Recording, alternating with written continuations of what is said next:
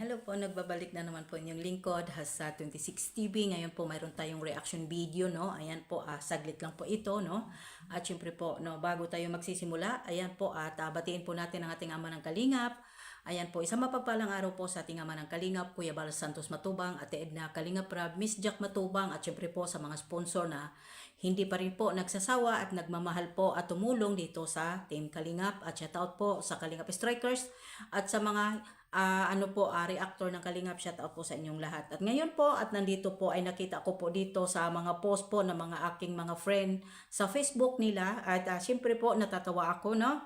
At hindi po, higit po sa inyong kaalaman, no, po ay may bakla po dito na may bakla po dito na nasalaag baga. Naintindihan niyo po ba yung Bisaya ko? Ayan, no? Ayan po, ang reaksyonan po natin dito. Baka kasi kako po ay gawain po ito, no? Gawain po niya ito, no? Natatawa ko dito.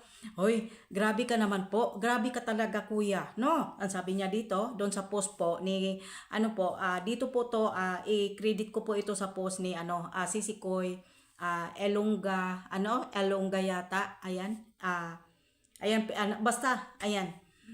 Dito po ay, sabi niya, dito, sa post niya, at nag-comment po siya galing kay Ray Orengo. Ang sabi niya, baka kasi makita ng asawa nila na magkasama sila. Gago, bakla.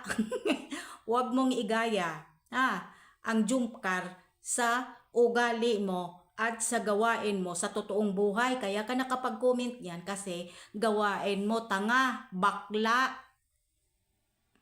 No, Ray Orengo, siguro gawain mo talaga yan, kaya ka nakapag-comment ng ganyan. Sa edad nilang yan, may kinakatakutan? Ang bata-bata pa ni Carla? Ha? Diyos ko naman, hay Ginoo ko, wag mong idamay yung dalawa sa kalandian at sa katangahan mo at sa kabubuhan mo. Kung gusto mo lang naman magpasikat, pasikatin kita. Syunga talaga ikaw mag-isip na gago ka. Kung matapang ka, maglabas ka ng mukha. Bakit ka nakalock profile? Ha? Takot kang bakla ka? Basta nakalock profile po ang isang lalaki, ibig sabihin po niyan bakla. Takot. Yan po ang ugali ng mga bakla. Takot. O diba? Gusto mong sumikat? Iladlad mo. At huwag kang mag-lock profile. Ha? Huwag mong igaya sa katarantaduhan mo, sa gawain mo, sa totoong buhay, ang jumkar dahil sila po ay mga inosente at mga single po iyan sila pareho. Baka kasi kako ko, nakabulol-bulol, baka kasi kako po, gawain mo talaga yan sa totoong buhay, kaya ka nakapag-comment ng ganyan dyan sa post ng mga jumkar supporters. No? Kasi kapag hindi ka demonyo ang ugali, nagtago-tago ka, ilan kayang babae ang tinusok mo kasi gawain mo eh. Diba? Hindi ka makapag-comment ng ganyan kung hindi mo ugali at hindi mo naranasan sa buhay mo. Hindi po ba rin na bakla? Ha? Hahamunin kita, Ray Orengo. Ha? Huwag kang mag-lock profile. Huwag kang mag-lock profile. Uragon ka, guding. Grabe ka, bakla siguro ning ugali ni, no? Grabe ka talaga kainggit sa dalawa, no?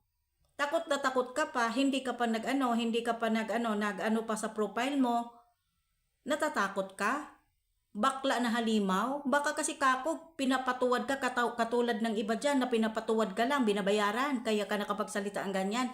Ibahin mo si Carla at si Jomar. Mga inosente. Ha? Kaya wag mo silang kantiin. Dahil kung impakta din ako. Ray Orengo. Ray Orengo. Kaya kung matapang ka talaga, pasikatin kita. Pero hamon ko lang sa'yo, maglabas ka. Lumabas ka sa lungga mo, bakla. Siyo nga. Kawawa naman ito si Ray Orengo. Bakla ka talaga. Bakla ka talaga. Kung gawain mo, wag mong ipahid sa iba. Kaya kung magpakatarantada at tarantado ka dyan sa social media, wag kang mandamay sa kalandian mo. Wag mong idamay sa kababalaghan o katarantaduhan na ginagawa mo sa buhay mo, sa totoong buhay mo, tarantado. Ha?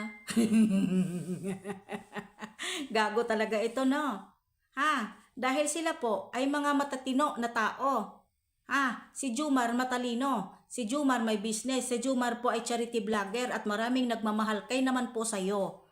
Sino ba ang nagmamahal sa iyo? Yung mga bakla na tumutusok sa puwit mo. O, di ba? Mm. Ganun lang po yun kasimple na katarantaduhan mo. Okay? Hanggang dito na lang. God bless.